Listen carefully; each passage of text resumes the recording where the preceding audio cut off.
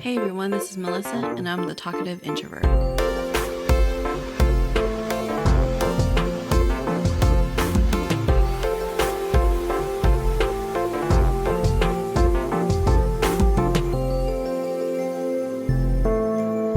So for today's episode, I am joined by Ann Hince. She has a YouTube channel under the same name, Ann Hince, where she shares her journey, explains the connection between the physical and the spiritual, and will be posting videos of how to change the pressing issues of our time. She also wrote A Pathway to Insight, which details her journey and breaks down the steps she took to attain what she calls insight, or the ability to see within the body. So thanks so much for joining me today. Thanks for having me.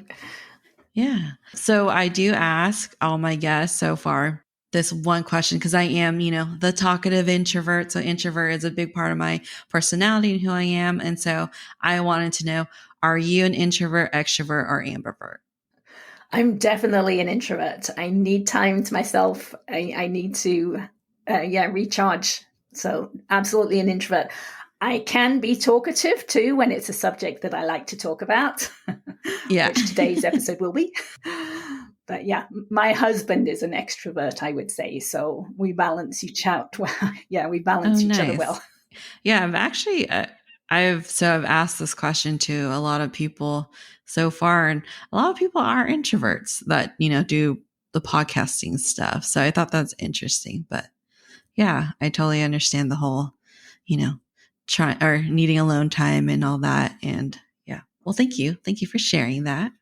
And so earlier in the little bio that I had, your YouTube channel and your book, it all talks about your journey and attaining what you call insight. So can you tell us about what is this journey that you went on and what is insight?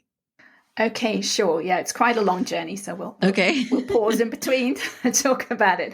But the journey started, and I was just looking for inner peace because I felt so much turmoil on the inside, and I was desperate to find inner peace. So, I had a lot of trauma in childhood, like many of us do. It wasn't more than anyone else, but I was born with my right foot up against my right shin. So the first 6 weeks of my life, I had physical therapy. And I think that experience, being born that way, I think it actually twisted my whole body. But I didn't really realize it. I did notice that I had scoliosis like in my 20s, but I think I had had it all the way through when I look back at photos.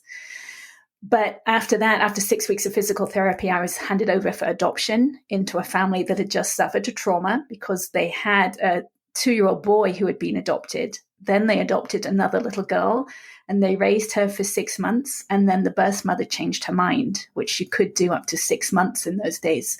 I don't know if it's changed or not, but so they had to hand this little girl back. And I was the replacement into the family for that loss.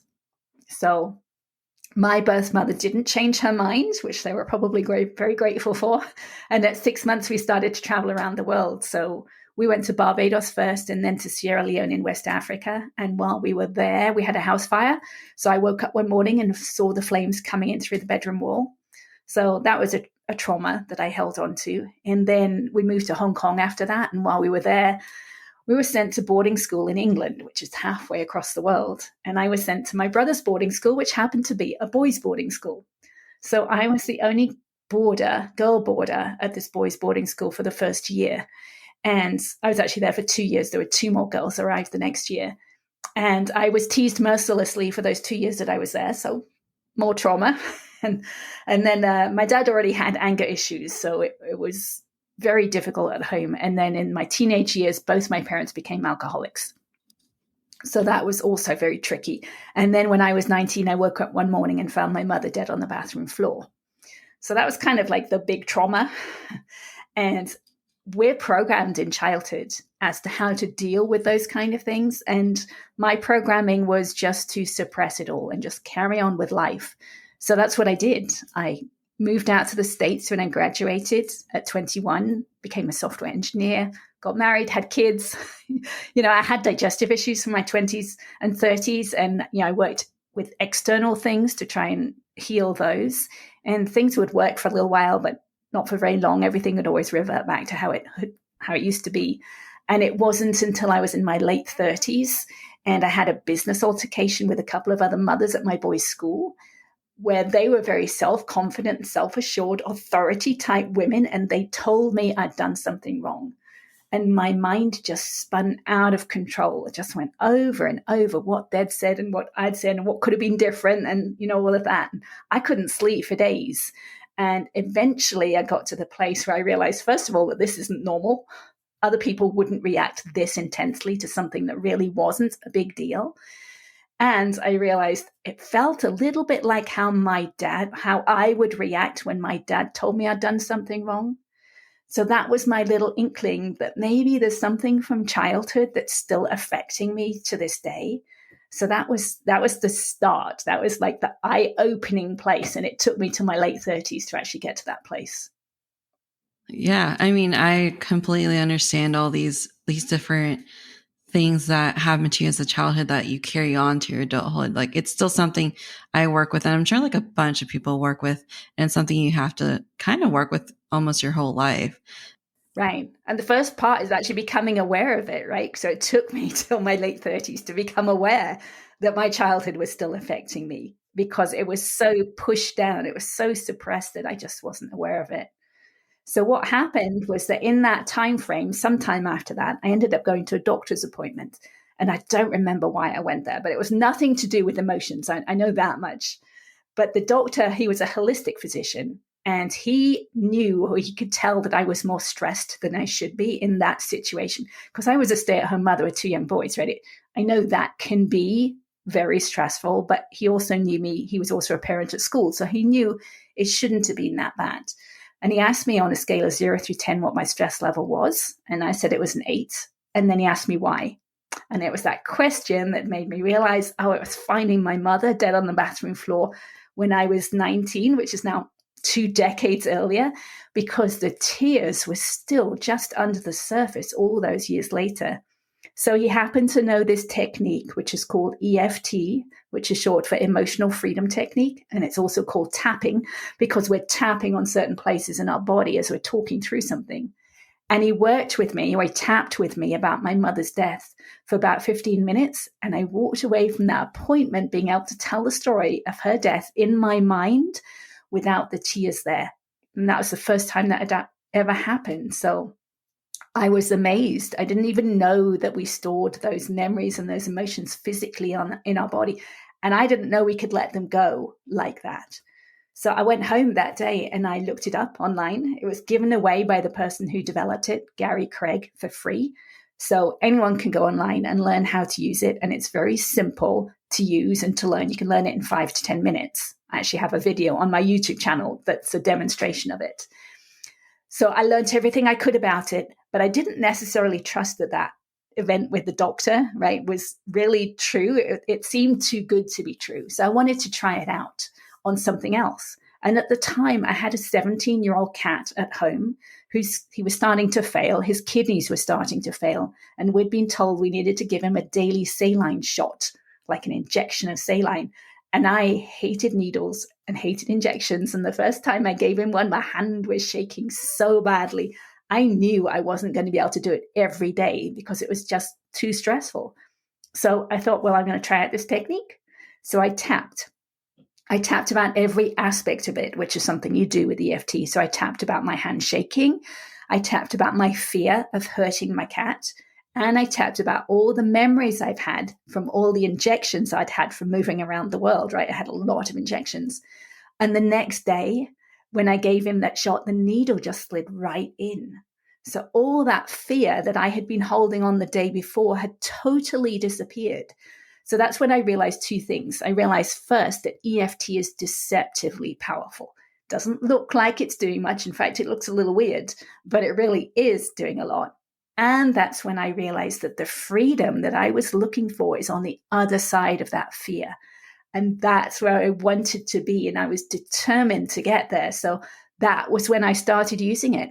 I started using it every day. I started noticing when I was becoming emotional, which in itself isn't the easiest thing to do, right? Because we get caught up in our emotions.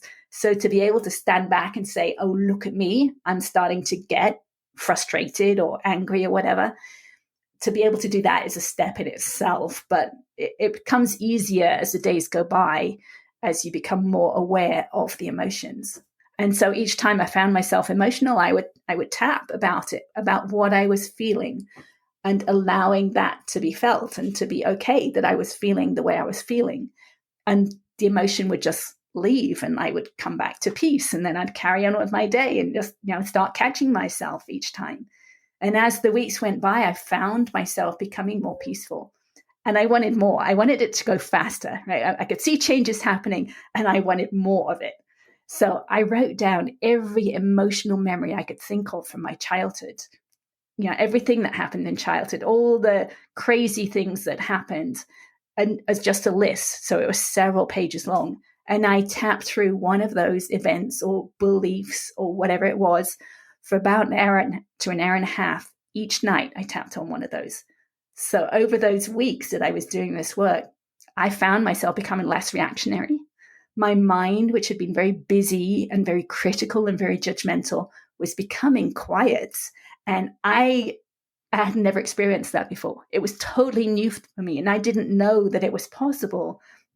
So it just felt really good, and I knew it was worth carrying on with this journey. It seems very simplistic that it's just tapping, I guess. I did watch your video about it, and I was like, really? Is it just that? Like, is there more to it? Like, because, you think about all these different therapies and different practices people do, and it's very sometimes it's scary, sometimes it's very burdensome, sometimes it's a lot, but this seemed very simple and easy, and like anyone can do it really. And it kind of reminds me of like the anger management, how people like have the rubber band on their arm or on their wrist, and they pull on it when they're feeling really angry. So is it something as simple as that? Like, because you said you write a list of all your trauma. And so are you just thinking about that traumatic event and then you're doing the tapping exercise? Right. So the words you're using would be to bring the emotions of that memory back into the body, right? So if I was working on my mother's death, I would remember what I was doing, remember the story, and I would tap. And now we're tapping on certain specific places. So they're the ends of meridian systems. So from that point of view, it's a little bit like acupressure or acupuncture. And it's the tapping. I think it's the physical aspect of tapping on those meridian systems that allows the stuck energy from the nervous system to release out of the body. Okay. Right. So it is very simple, but I think that's what it's doing. It's allowing that stuck energy to release. So it's not quite the same as the rubber band, right? That's just kind of to remind you about something. But this is actually to release that stuck energy, which is, I believe now, through having done so much of this over the years, that I believe that emotions are simply energy that have been stuck in the body from childhood, probably. And it just wants to find a way to release. And once it releases, then it's actually gone from the body. So the EFT allows it to release. That's amazing, because sometimes I ask the question, like, am I doing this because this is what I personally, like myself, want to do? Or am I doing this as a result of like childhood trauma? And so being able to release that. We are so programmed. Yeah. I think so much of our life is about programming. I mean, societal programming from school, programming from parents. We just do things because that's all we've ever known, right? We learn how to brush our teeth, right? We're told to pay taxes, so we do that, right? So much of it is programming. And this, it starts releasing those easy things, right? The traumas are that, they're affecting you, right? Because the emotions are there. But, as you keep going through it, you access deeper and deeper traumas and deeper programming. So that's what I found over the time. So to me, the EFT was like the first step. And what it's doing is it's opening up the subconscious mind. And as it's doing that, it expands our awareness. So to begin with, I wasn't very aware of anything, right? I wasn't very aware of my emotions during the day because I'd get caught up in them. And as I did more and more of this EFT work, I became more aware of my emotions during the day. And then there's a deeper level of awareness. Actually, there's several. But the next deeper level is becoming aware of the physical sensations underneath the emotions. Right? You'll see someone maybe in the distance, right? And you can kind of tell if they're angry or if they're sad or depressed by how they're holding themselves, right? By the tension they're holding inside of their bodies. Well, we can become aware of that in ourselves too, right? If we're feeling frustrated, where are we holding that, right? For me, that frustration is tension in my stomach, solar plexus area. So I became aware of those sensations, and then I started to work on them. Because I'd been in a group at the time, we were studying a book called A Course in Miracles, which is a pretty difficult book to understand. And the guy who was leading the group, every week he'd say, it's not about meditation. You don't have to meditate, which was good because I didn't want to meditate. It's all about feeling your feelings. And I was in this group at the time that I started doing this EFT. So I was doing EFT out of the group. And when I started, I didn't know what my feelings were. But as the weeks went by, and he would say this every week, as the weeks went by, I became aware of what I believed my feelings were, right? And that's what I call the physical sensations underneath the emotions. And then one day I thought, okay, I'm going to try and do what he says. He says it's all about feeling your feelings. So how do you do that? Well, what does that even mean? And so I was standing doing the dishes at the kitchen sink. And it's like, okay, I caught a thought that had an emotion, that was emotional. So, it might be something like, okay, I'm afraid of making this phone call. So then I would think the thought and I would feel where that fear was. Fear for me is in the solar plexus. So I would feel that fear. And then how do you feel it, right? So I'd notice I could feel the fear as tension in my solar plexus. But as soon as I moved or as soon as I took a deep breath, I couldn't focus on it anymore. It would disappear. So I realized what I had to do was hold myself like a statue and stop breathing. So I would find the fear and then I'd stop in my breath right there when I could feel that fear. And then I would talk to it because I'm trying to hold my focus on it, right? He said, feel your feelings. So I would feel them and I would talk to it. It's like, okay, I can feel this fear. I can feel you as tension in my solar plexus. I just want to feel you. I just want to allow you to be felt. I don't want to change you. I just want to feel you. And at some point, I'd need to take a deep breath. And then I'd take a deep breath and then I'd think the same thought again. Okay, I'm afraid of making this phone call. And then I would feel it again and I would notice that it would have subsided a little bit. So then I would do the same thing. I'd feel it again, take a deep breath, think the thought again, and then I'd notice it would have decreased. And I keep doing that with the same thought until that thought of, okay, I'm afraid of making that phone call has no more tension left inside of me. At that point, I can't think of the words, that like, to me, it's the adhesions inside of me regarding that one thought has disappeared. And that thought is then free and the fear has gone, right? At that point, it becomes easy to make the phone call because the fear is no longer there. So I started working with this every day instead of doing the EFT. I didn't feel like I needed to use EFT as much. This felt deeper to me. So I would do this during the day. And then in the evenings, instead of working on my childhood or my traumas, because I'd done that already, I worked on collective traumas, things like 9/11, right? We all had our own experience of that event. Or we're in California, the Loma Prieta earthquake I was in. I would feel all those emotions and all those physical sensations underneath the emotions and just allow them to dissipate from my body. And it felt really good. This is tension that's been stored inside for decades. It just felt good to keep doing it. So this kind of felt like the second step on my journey. I was thinking about, because you said feel your feelings and how it's related to a physical part of your body. And for me, like I kind of have really bad social anxiety, and especially if it's like a new group of people or if it's something I don't like, if there's a lot of unknowns or if there's just like a lot of people, it's going to be like parties and whatever. And I always feel that in my gut. Like I always, like when I get the social anxiety, I always tell my husband, like, I think I'm going to throw up, or I feel like I'm going to throw up. But I know I'm not going to, because I never actually throw up, but I can just feel it right there in my gut. And so a lot of times I try to practice like breathing exercises to help me. So like I'm doing that in the car on my way there, like, not talking, not doing anything, just closing my eyes. And like, I'll have my hands on my stomach and just breathing, until we get to there. And then, it helps my anxiety go down.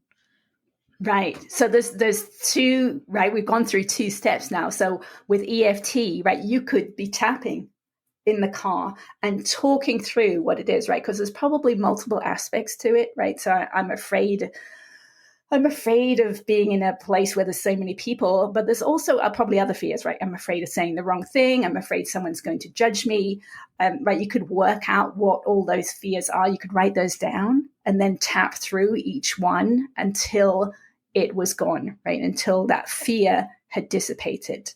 So that's using EFT. Now, since you're already aware of those physical sensations, right, that feeling in your stomach, you could just feel it, right? Feel the feelings. Breathing exercises can be good, right? From what I've understood from my journey is sometimes that's actually suppressing it, right? Because you're trying to get rid of it, right? I found that it's through acceptance is when the shift happens, right? So accepting that yucky feeling in the stomach, right? Just feeling it. It's just stuck energy that wants to leave. So it can go two ways, right? It can either go back inside or it can leave the body. So I found that it was way more powerful to accept it and actually have it leave the body so that over time you become less anxious in those situations, right? Because it's kind of pushing up against the boundaries, feeling that discomfort, allowing the discomfort to leave so that that discomfort is not there next time. It feels different next time. Yeah, that makes sense. Yeah. So I just kept going through all the things that would come up during the day. And during this time when I was laying on the sofa in the evenings, one time I noticed that I could put my awareness inside my body and I could keep it there after the tension had dissipated, which was a really weird experience, and it felt very different. I've had another friend do it too, and she agrees it feels very different. And the only way I can kind of explain it is imagine you have a toothache or a stomach ache. You can pinpoint with your feeling, right? You can feel where that's coming from, where that pain's coming from. But once the pain is dissipated, you can't put your awareness back inside again because there's nothing calling your attention to it. I found that I could do that. So I found I could do it once, so then I tried it again and I could do it a second time. And then I thought, okay, well, what do I do now? So I tried to move my awareness around inside and found that I could. And then I could find a place that had tension and a place that had no tension. So I would focus on the tension. I would hold my awareness on it, accept it, and it would shift a little bit. So I'd do it over and over again. So I'm doing the same thing now that I was doing with the feelings, and with the EFT, because with EFT, you're doing it over and over again, but you're using words. So now I'm inside the physical body itself, and I'm doing the same thing at a deeper level. So I just kept doing this. I'd move around my body, find a place with tension, hold my awareness on it, accept it, and it would shift. So I'd just do it again and again. Now, eventually, and it took many, many months, but eventually I got my awareness inside my head, which was huge for me because there was so much pain and tension. The forces pulling my bones out of alignment were incredible. I'm never going to be able to explain how big those forces were. And I believe they had been there all along from when I was born with my foot up against my shin and my whole body was twisted. But I had lived 50 years at that point without having any awareness of the pain and tension in my head. So that blew me away. But at this point, I had a technique to use, right? So I would focus on it a little bit at a time. To begin with, I could only focus inside my left cheek for like a second or two because the pain was so intense. But as I did it more and more, it would release more and more. And eventually it got to the place where I could actually feel my skull bones relax as I'd released enough tension that they would just feel like they relaxed in a different position. And it wasn't until I got my x-rays taken last year compared to 2013 and could see that the bones had shifted, right? My eye sockets had aligned. My jaw was way off to the side and it's now more centered. And my neck, which has always been very bent from scoliosis, is much straighter than it's ever been in my life. There's more to go, but it's still way straighter than it has been. And I've grown 1/2 inch at the age of 55 because of this deep release of inner tension. That's crazy. So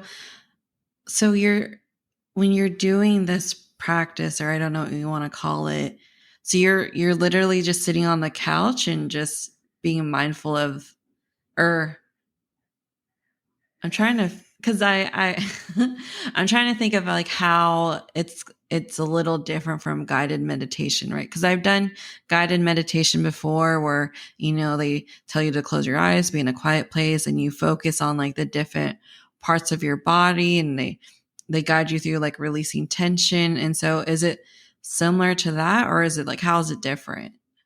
It is somewhat akin to that. Yes, there's different types of meditation, right? And some of it just using the mind.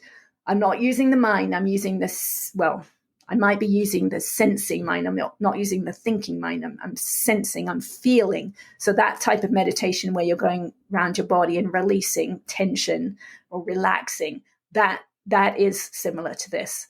But at this point, I'm actually going inside the body. And to begin with, I did have to do it sitting down or lying down with my eyes closed. Now I can multitask, right? I can do it when I'm walking. I can do it when I'm watching TV. I can do it pretty much any time. But it's right, that awareness, the ability to do it has just improved over time. So how did you figure out how to master that, I guess? Well, that's an interesting question. But at each point it felt like it's just been the next. It's a very much a layer by layer process, right? We're just releasing one layer of emotion or tension.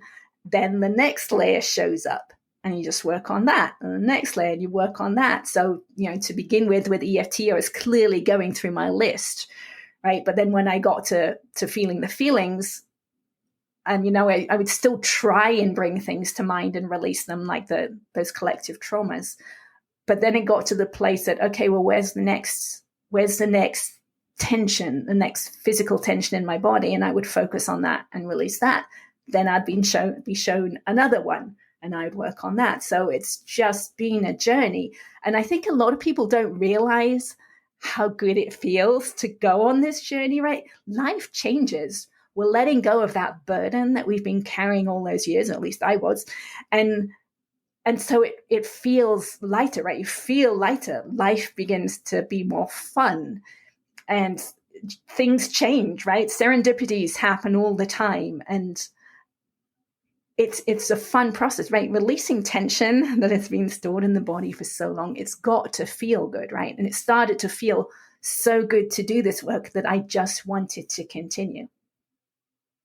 It seems very simple, but also I can't imagine like being able to do that too at the same time. That makes sense. But I didn't know either, right? I didn't know that this was possible. I didn't know it's possible to put your awareness inside your body. That's part of the reason I'm sharing my story. I want other people to know it's possible. But it takes starting, right? I couldn't do what I do now without having gone through those first steps, without doing all that work with EFT and releasing my childhood traumas. I don't believe it's possible to do it without releasing that. They're almost like emotional barriers around our body, and you can't get deep inside until you've released those outer layers. That makes sense. So anyone could start, right? Anyone can start. And if they have the will to keep going, they can get deep inside. That's always the problem, is starting, right? Yes. Well, that's why I want people to know that it's actually a fun process, right? Yeah, you've got to go through those tears. I do believe that every tear that we never shed in childhood is still inside of us and will come out if we allow it. So we do have to go through that and let go of those big traumas, the ones we don't want to look at, right? Because they're dis-ease that is stored inside of us. So we really don't want it to stay there. And it just takes looking at closely and accepting, and then it will shift. It will let go. So yeah, you've got to do that. But then life just starts to become more fun and lighter. And there's so much more depth to life than I knew 10, 15 years ago, right? I didn't know how much depth to life there was. I didn't know I would be able to see how energy interplays with people, right? How things that are happening in the world, how that's happening because of our childhood. And to see the energy interplay, I didn't know that I would be able to look at someone and see where they're holding themselves tight in their body, right? But because I can see that in myself now, I can see it in others, right? I didn't know when I started out that you can feel music deep throughout your body, right? Just, I mean, can you imagine what it's like to hear music with your ears versus feeling it throughout your body? It's a very different experience. And it's so much more satisfying, right, to have this depth of knowledge than 10, 15, 20 years ago. So I want people to know that, especially people who are depressed and think that there's, is this all there is to life? Well, no, there's actually a lot more, and you can find it yourself. That's a really great thing to share, because I think a lot of people, especially in certain cultures, you do hold on to a lot of your emotions, or you're taught to suppress them or not, share too much. And like that, my family didn't really talk about their emotions very much. And we didn't really talk to our parents about, how we're feeling or what makes us sad or what makes us angry. You just listen to your parents. That's what we've been taught. And so there is a lot of, emotions, and I don't like talking about it very much. And, but that's always that's what I hear all the time, is that you have to go through that hard part. But once that hard part is done, then you get to live your real, life, your full life. Right. And you don't have to share it with other people, right? All this work I did on my own, right? So I can do EFT on my own without talking to anyone about my emotions. All I have to be able to do is talk to myself about them, right? Talk to myself about something that happened and how I felt about it. So it can let that energy of the emotions go without sharing with anyone else. So anyone who's in a situation that doesn't feel safe talking to other people, you can still do this work yourself. Yeah, that's amazing. I think that would help people to be encouraged to do it more, because it is hard to talk about it, and not everyone has access to a therapist or, a counselor. And so if you're able to do it yourself, then I think that's all the more reason to do it. Yeah, totally. You can do it for free. Yeah, you just have to be able to go through those dark parts by yourself. There are some people who don't feel safe doing that, right? They need to be able to do it with someone else there. And that's, there are EFT therapists, not EFP therapists, but EFP practitioners out there who can do this work with you. But if you don't have the money or the finances and you really want to do this work, you can do it on your own for free. That's great. And the other thing to know is that, really life changes, right? So if you're stuck in a place where you're afraid to talk to people outside, the more you do this work, what you experience on the outside will change. So your situation may change, right? Or the people you are involved with may change, right? Because you have changed. We're very much a signal. And as we change ourselves, our experience of what happens around us changes. So for me, I was a parent of 2 young boys, and I had been to that boarding school, right, with boys in the age range of 9 to 13, and I was teased mercilessly. So I did not like boys of the age 9 through 13. And I had 2 boys that were getting older, right? They were coming to that time frame. And I needed to do this work before they got to that place, because I didn't want to have to relive that. I didn't want to have to be scared of my boys, right? So had to do that work ahead of time. And I've totally forgotten where I started that with from. What were we talking about? Oh, I don't know.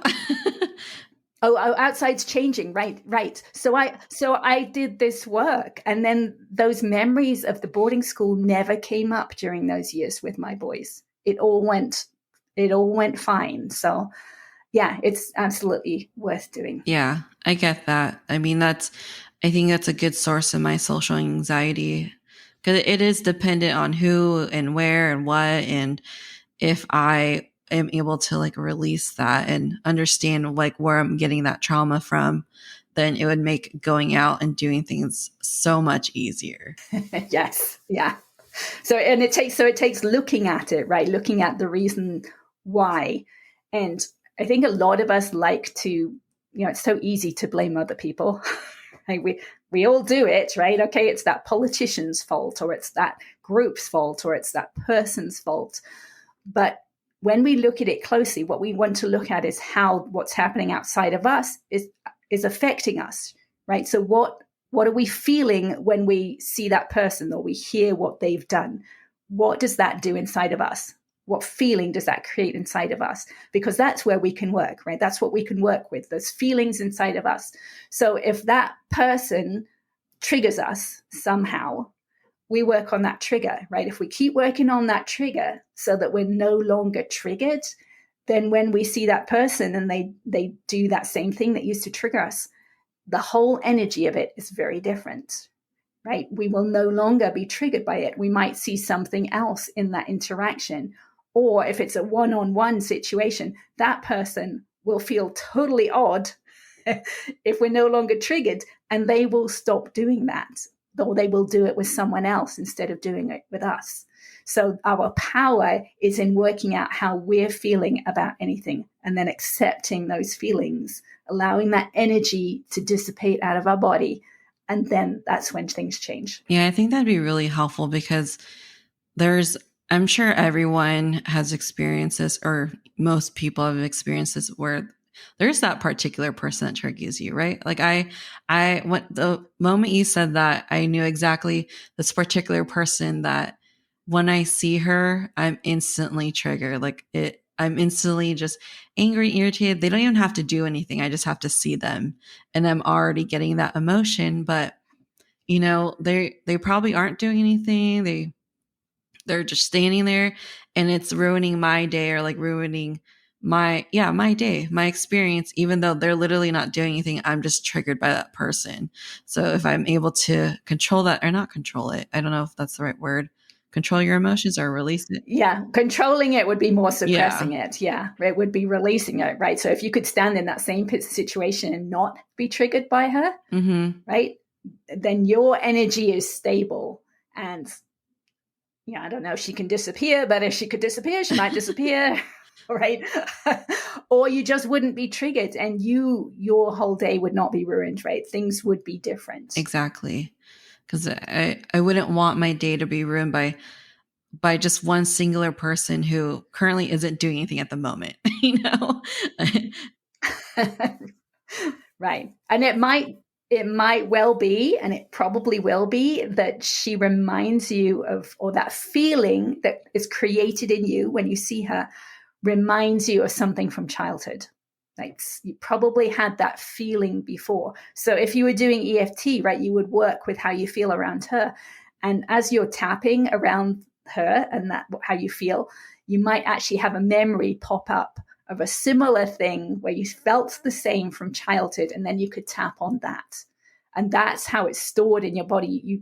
We tend to replay the same feelings over and over and over again until we notice that, okay, I felt this way before, and we actually allow that energy to release.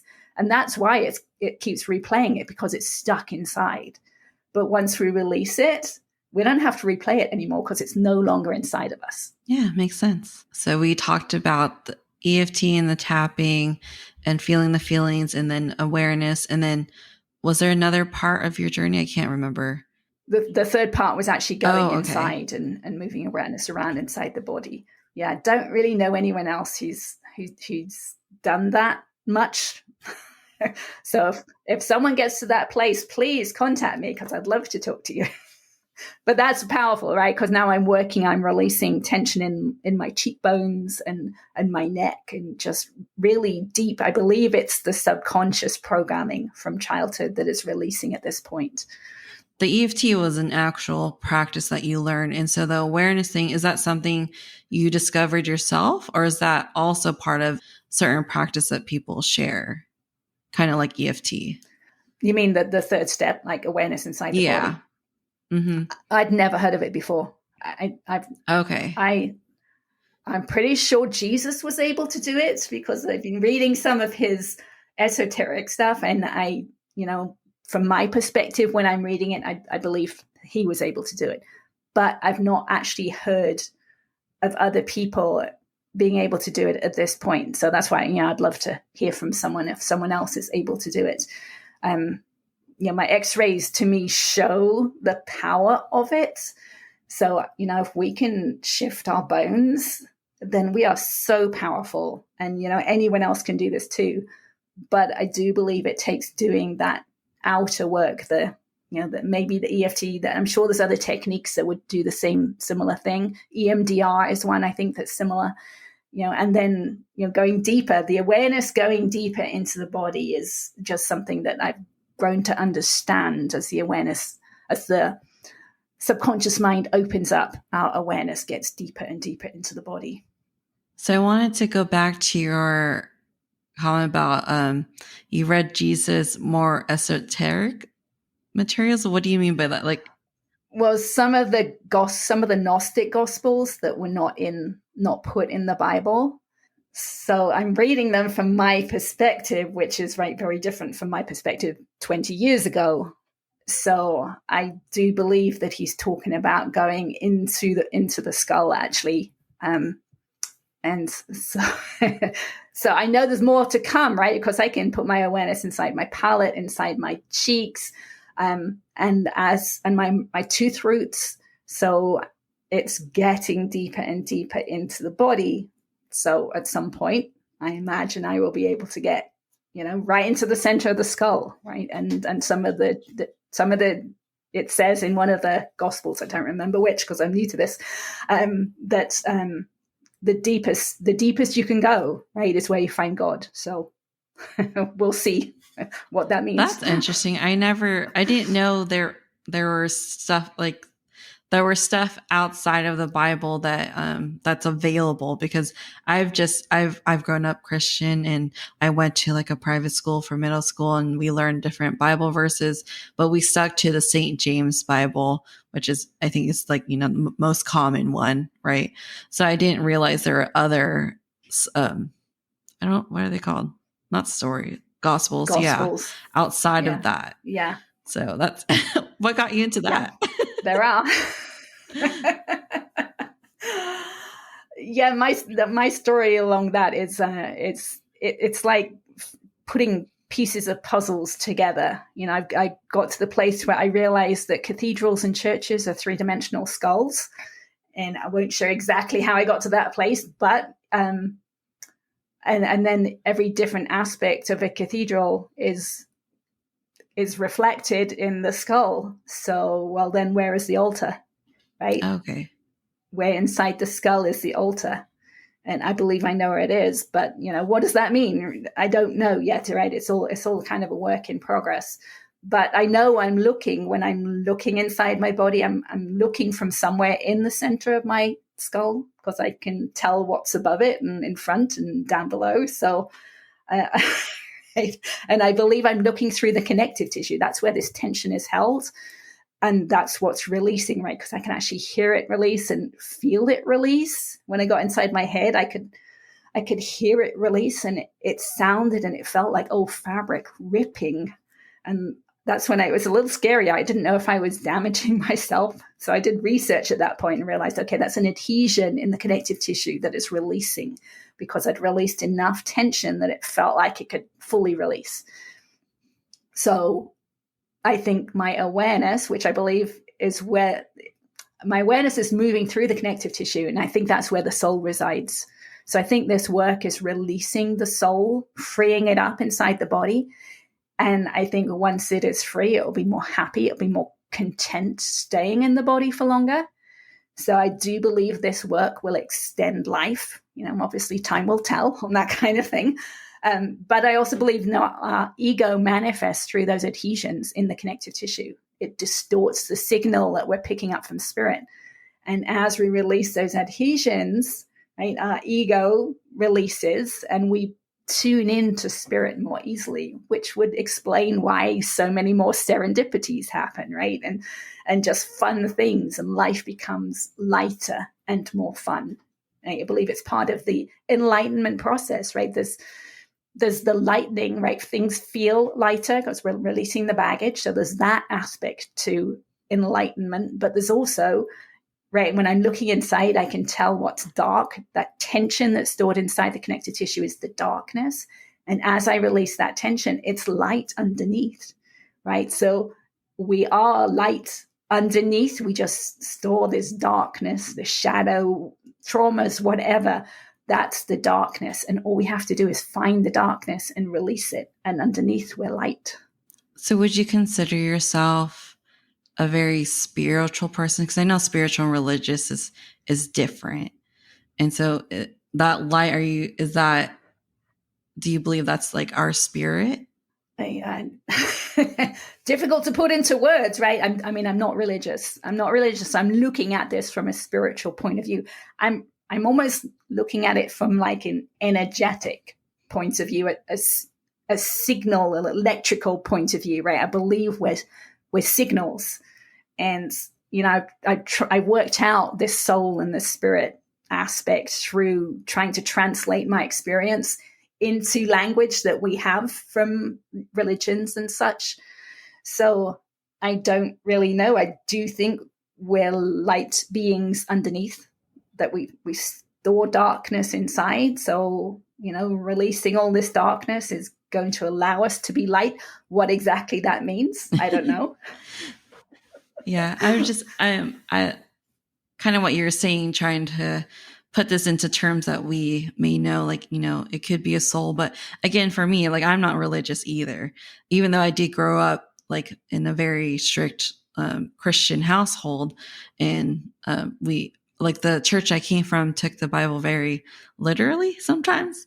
And so I'm just used to those terminologies. And like, even for myself, I'm still trying to figure that out. Like, is this, because I feel like there's two parts of us, like we have our physical body that we need to take care of, eat healthy, get sun, exercise, do those things. But then there's like the inner part of which I feel like is what people may call as their soul or their spirit. And for you, it's like, the energy. And so I do kind of see those as two separate things. Right. And they are, right? Because I can see from one place inside of me to another place inside of me. So if I can do that, I cannot be in my body.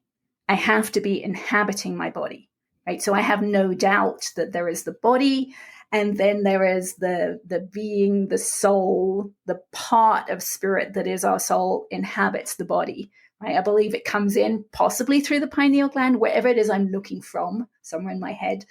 That I think is where our soul comes in, maybe, and lives through the connective tissue, right? Or that's where its freedom is, but we kind of stick it down with these adhesions, these traumas, or whatever we have inside of us. That kind of gets it stuck, and that's how the ego manifests. So yeah, I have that kind of almost like a physical understanding of what I believe we talk about with soul and spirit. And ego. It's kind of like, I'm trying to think of it visually. So when you were trying to explain it, I kind of pictured us being covered in mud, if that makes sense. Like the trauma and everything is it's mud, and it's covering us and covering our body, and also our inner part, whatever you want, like whatever people want to call that. And so you doing the EFT and all these different practices and the awareness is kind of like cleansing yourself in a way, and like as if our body is right. is a letting window. Go of the mud off. And yeah, I would say it's kind of a little bit more like chewing gum, right, than mud. It's a little bit more sticky. But so this work is letting go of that stickiness. It's dissolving the chewing gum so that it becomes easier, right? We become looser, we become more free. one of the weird things along the way, and I don't even remember why I looked this up at the time, but the phrase stiff-necked, right, is in the Bible like 17 times, right? So why would that be in the Bible 17 times? I don't know. But I know as I've gone through this process that my neck, almost when I release tension almost anywhere in my body, it also releases in my neck, right? So it's much more flexible. My neck is much more flexible. I can see from many more different perspectives and viewpoints than I ever could before because I can see, right? My neck will move into different perspectives and viewpoints. So that's kind of interesting that that's in the Bible as well. It's like, we don't want to be stiff-necked people, right? We want to be flexible-necked people.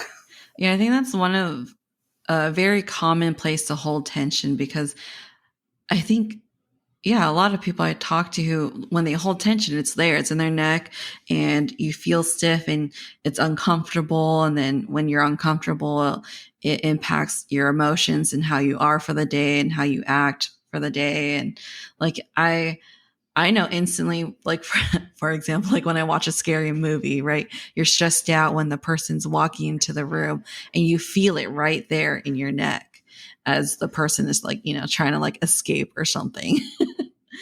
Right. And the more we do that, right, the more tension, the more the connective tissue kind of almost, well, this chewing gum, right, it almost adheres, right? So as people get older, they tend to shrink, right? They get tighter and tenser and they shrink more, right? So this work is releasing that, right? Allowing us to be more flexible. And that's why I believe that it kind of almost reduces the aging process, because it just allows us to be looser and more flexible. So would you say that you were able to I don't know if resolve's the right word, but release tension from all your childhood trauma? Or is that something you have to practice like every day or frequently? And I would say a lot of it's gone, right? Once it's gone, it's gone. More aspects of things will come up, right? So my mother's death was a big trauma, right? There were lots of layers to it. So that first time with the doctor was the first layer. And I had to come back to it many times because, as I said, it opens up the subconscious mind. So what that means is like the first time, I don't remember, it's a long time ago now, but, I just walked through the big trauma, the big emotions, right? But as I would go through that event again and again, more details of the story would arise with more subtle emotions. So I would work on those until eventually it just became a story, right? It's just something that happened and I can tell the whole story without any emotions there anymore. So that has left. I'm still searching for things that might be still inside of me, but it's a lot harder to find now, right? I'll actually watch the news and I will feel deep inside of myself, okay, where am I feeling that, right? There has to be some emotion in there if there's, right, a really traumatic story on the news. So I will dig inside and find where it is and feel it and allow it to release, just so that I can get deeper and deeper and deeper. Now, that's not something most people will be able to do at this point, right? In fact, I stopped watching the news for many years while I was working through my childhood stuff. And then I got to the place where I was ready to look deeper. And then, but, we don't know what we don't know. I think I've heard you say that before, right? So I have no idea how much more there is to know, because we're only shown the next layer at each point. So I don't know how much more there is yet to find. So you do think that, or do you believe that once you've released that emotion, it doesn't come back, or can it? It doesn't come back the same way, right? Right. It will have diminished somewhat. And next time, right, if it's someone pushing your button and you do the work and you tap about this button and how frustrating it is that this person does this thing and how you feel about it, and you let that emotion go, the next time they do the same thing, you will be more aware of what's happening. Then you will tap again on what it feels like this time. And then the next time, it won't push your button the same way, right? Something will have diminished again. And then you do it again. And then at some point, you will no longer be triggered. And at that point, it has gone, at least in that situation, right? If it's something like being afraid of heights, right, you could work on that in, going up a ski lift or something, right? You could let go of all that fear. But if next time you went to a 50-story building, right, it might come back in a slightly different way, and then you'd have to work on it again. But eventually you'd get to the place where it no longer affected you. So if someone's practicing this, how do you know if you're releasing this emotion or if you're just suppressing it and no longer acknowledging it? Well, if you're tapping, I believe it's going to be releasing, right? But if you're like complaining about it to someone else, you're actually keeping it active in the body, right? So that is not necessarily a good thing because it's going to create it again. But if you actually wanted to release long-term, permanent changes, then if you're tapping on it, it's going to make a difference. It's going to release it. Okay. And for me, that experience with the cat was a great experience to begin with because it allowed me to totally believe that this was making a difference, right? So if someone has something simple that they can work on and have the same experience happen so that they can believe it and really see that it's making a difference, I think that would really help. Okay. That makes sense. Yeah. I'm just trying to figure out, because sometimes your mind kind of plays tricks on you, So it's sometimes you kind of have to understand, like, if you are making progress or if you just think you're making progress. You know what I mean? Right. Yeah. And sometimes the changes are subtle and you might think, oh gosh, that's a little bit different, right? That feels a little different how that happened.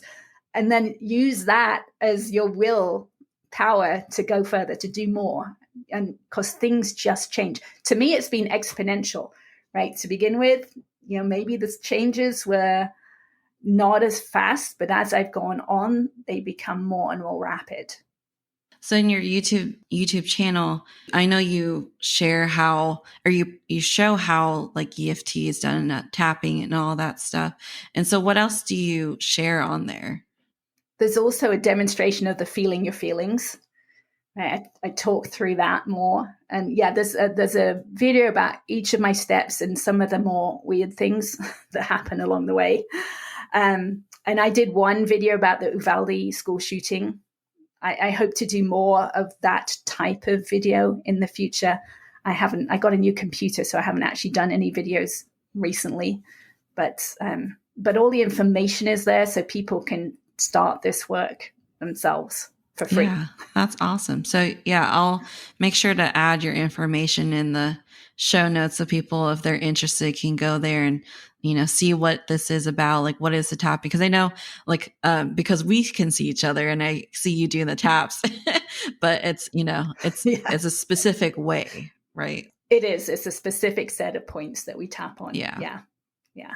Also, one of the videos on there shows my x-rays, which are also on my website, annhince.com. So you can see how powerful this is. I mean, to me, the x-rays changed everything because, it's easy for me to say what happens.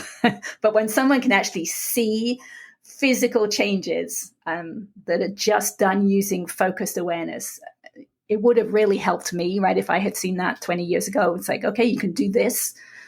This is how powerful it is. Then I would have been incentivized to start the work. And I know, so you have your YouTube channel, you have your book, and I'll add your website. But do you also work with people, or do you consult with people or anything like that? I work with just a few people, but mostly I'm sharing my story. I want people to know. I want people to know that this is possible. So, yeah. Okay. And so the people that you work with, like, have they seen a lot of progress and a lot of changes in their own bodies and their own mental health?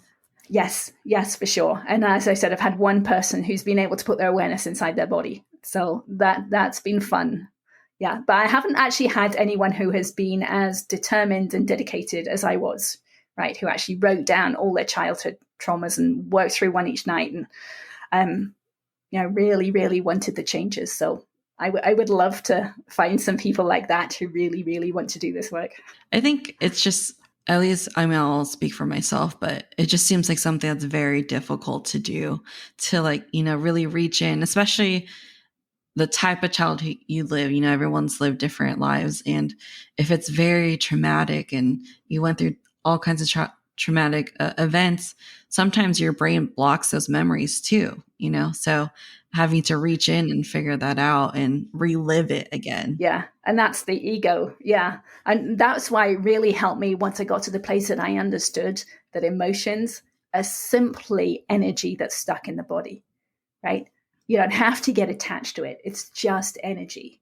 And that helped me so much when I would get to those dark places. Okay, it's just energy. It's stuck in my body. I just have to find a way to allow it to release. Right? To me, that really helped me get through that phase to the next point. Yeah, it's a temporary discomfort, if you will. Yes, right. Yes, it's just energy that's come up for me to look at and to release. It wants to release. Right? That's why it's coming up. It wants to release. So let me provide a way for it to do that. And either feeling it, right, feeling the feelings, just allowing them to be felt, or doing the tapping, it allows it to release from the body.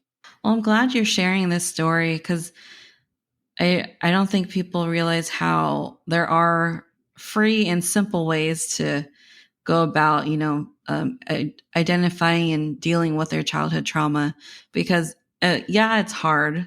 I'm not saying like this is going to be super simple for everybody, but it's a simple method of doing it without having to go through, hundreds of dollars of therapy and all that. And it's something you could do for yourself. And you're right. The body will hide a lot of it from you. And that's why knowing that you're only working on the level that you can see, right? You can only work with what you've got. And as you work with it, more will open up. And that's the subconscious opening up. It is stored inside. It's all in there. And we can only work with what we're shown right now, and then work on the next layer and then the next layer. All right. Well, I know we're at an hour, but I wanted to make sure that you had enough time to share all the things you wanted to share with people. So are there any other things that you want to share with the audience that you want them to know? Okay, let's just mention current day situations, because we kind of touched on this a little bit, but I believe that this work can change the world. I believe it can change our divisions, right? We're so divided. So we all have emotions or feelings about whatever division is happening, right? We might, really believe our side of something and really dislike those other people who are thinking that thing that we totally disagree with, right? And that is tension inside of us, right? If we're judging those other people. And so we can work with that, right? We can tap on how we feel about the other side of the division, and we can bring ourselves back to peace, right? And when we can bring ourselves back to peace, we're attracting peace into our future. So if we all did this work, we would all come to peace. We would be able to understand the other person, because we would be able to see from their shoes, from their perspective, and we could all come to peace, right? So that's that part of taking responsibility for whatever's happening by working out what we're feeling or how we're feeling about it, and working with those feelings. Yeah, I think that's so important, especially, I don't know how it's like in other countries, but here in America, it's very divided and there's always tension. Like I do not talk about politics around certain people, that's for sure. But it'd be nice to have that open dialogue, because people are stuck in what they think is right, but and they may think the other person is wrong or they're bad people, but that's not necessarily true. And so if we can, release that tension and just be more accepting of others and truly try to understand each other, then I don't see why we can't live in harmony. That's right. Right. Well, thank you. Thank you for sharing your story and your journey and teaching us about EFT and tapping and awareness. And it's something I will attempt. No promises. Okay, great. Well, thank you for allowing me to share. That was a great conversation. Yeah, of course. Thanks for making it to the end. If you enjoy what you hear and want to stay up to date on the show, please follow me on Facebook and or on Instagram. You can also check out my website at thetalkativeintrovertpodcast.com, All the information will be on there as well as in the show notes. If you want to help support the show, please review and rate the podcast and share it with your friends and family. Thanks so much, and I'll talk to you guys in the next episode.